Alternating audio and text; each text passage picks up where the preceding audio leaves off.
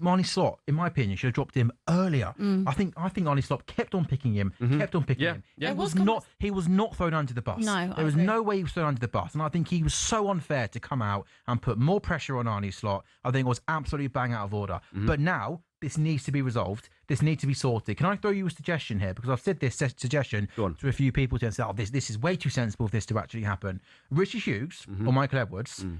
Tomorrow morning, who came back to Liverpool today, needs to get Arnie Slot in a room tomorrow morning, Mo Salah in a room tomorrow morning, and they need to say, you're our manager, and you're staying as manager. You're our best player, and you're staying at this football club. And what they need to do is Arnie Slot and Mo Salah need to sort it out. Like grown-ups, like adults, like work colleagues, get it sorted.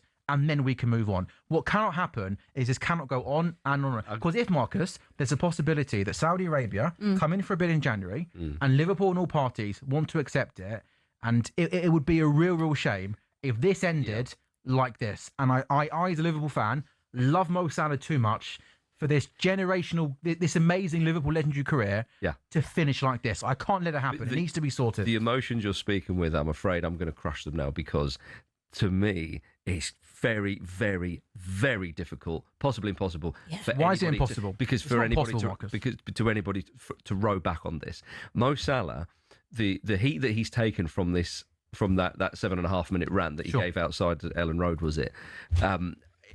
It's incredibly unlikely he's going to backtrack from that, especially because even the whole of the force of vast swathes of the media, which I agree with, by the way, have kind of not turned on him, but have been critical of that. And I think that's right. It's right. Do you agree that you shouldn't have done that interview? No, of course you shouldn't. It's madness. And so therefore the response of large swathes of the media is totally justified and understandable. That is usually the thing that makes somebody double down, especially when they're speaking from, you would say, their ego.